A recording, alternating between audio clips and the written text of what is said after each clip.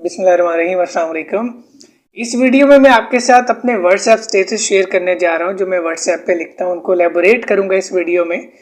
पहला स्टेटस मैं यहां से पढ़ने लगा मोबाइल से। देखो, मायूस मत होना।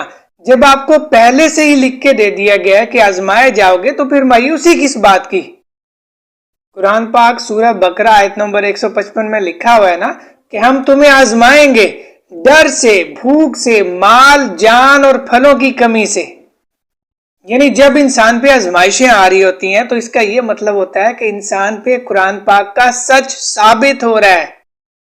यह बात साबित हो रही है कि कुरान करीम एक सच्ची किताब है। तो क्या इत्मीनान के लिए यह बात कम है कि आपके ऊपर अल्लाह का सच नाजिल हो रहा होता है?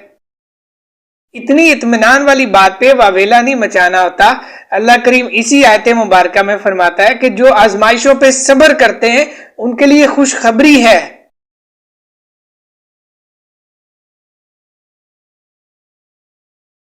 इंसान को एक गलत फहमी हो जाती है, इंसान इंसानों में सहारे तलाश करने लगता है। हालांकि हर इंसान को अपनी अपनी जिंदगी गुजारनी पड़ती है, सबकी अपनी अपनी मुश्किलें, अपने अपने चैलेंजेस होते हैं। इंसान ये चाहता है कि बस लोग मुझे सहारा देते रहें, जबकि हकीकत में सहारा सिर्फ और सिर्फ अल्लाह की जात का होता है।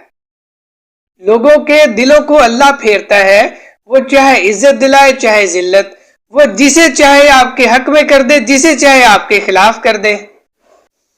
जब सारा कुछ ही अल्लाह ने करना है तो फिर हमारी तरजीह अव्वल अल्लाह क्यों ना हो।